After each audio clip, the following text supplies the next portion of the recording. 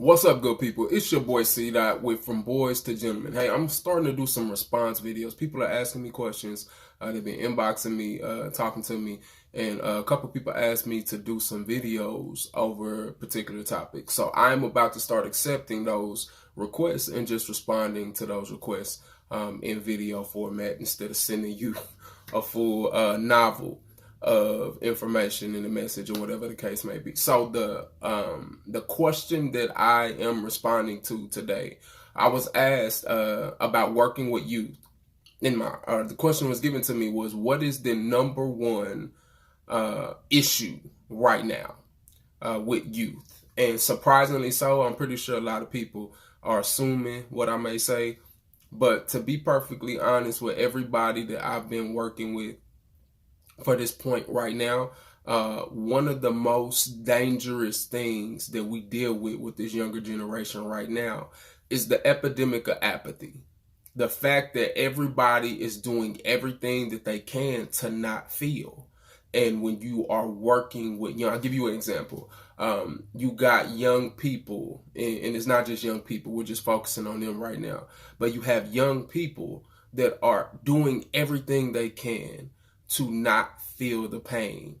And what they're ending up doing is avoiding pain only to incur more injury. What do I mean by that? So take an athlete, for instance. If an athlete has a hurt knee, a knee that is in pain, that is not the same thing as it being injured. And sometimes that pain is what's telling us that we need to change. We need to either get off this knee, we need to get it some medical attention.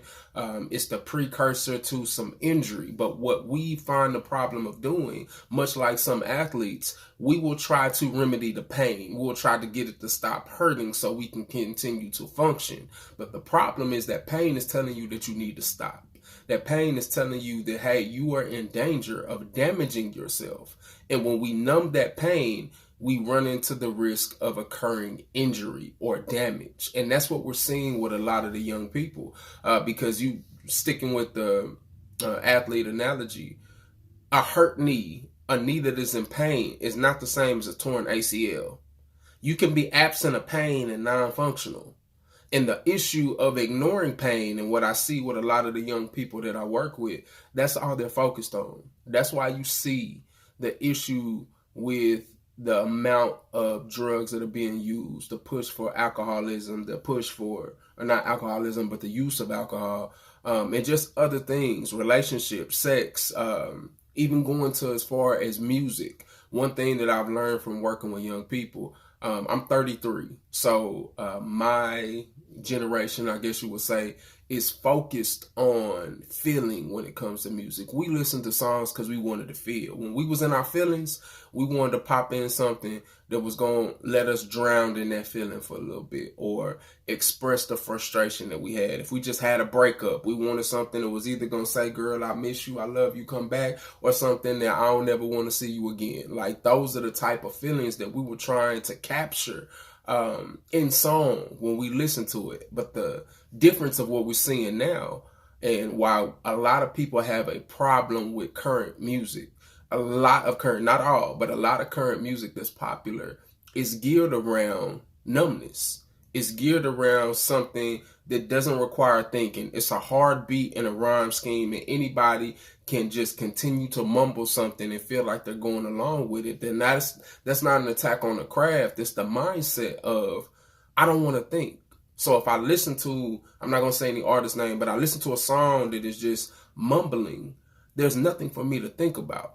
If I'm listening to a beat that just constantly keeps me on a hype, I don't have to think about anything. So when we're ushering that in, and that's becoming a mask for mental health issues, that's becoming a mask for emotional, physical, and mental abuse, when that's becoming a mask for some of the depression issues, some of the lack of resources, some of the lack of communication. If I don't care, you can't hurt me. That's one of the biggest lies that you can come to, and a lot of times we are guilty of teaching that. You shouldn't care what people say. Sticks and stones may break my bones, but words will never hurt me. Whoever said that need to get hit with a brick, because words can hurt.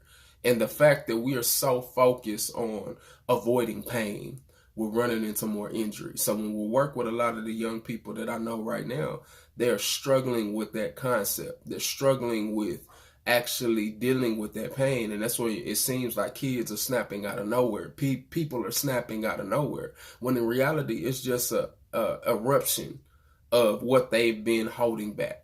And now when it comes down to a point where they're actually damaged, it's coming to a point where they're actually injured, now we have a problem. Because not only are they trying to hold on to that apathy, they can't function anymore.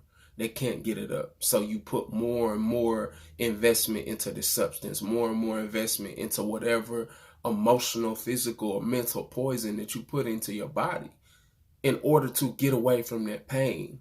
And you have no concern of the damage that you're actually doing to yourself and to others, to relationships, to career opportunities, and things of that nature. So thank you for that question. I hope that answers where it comes from.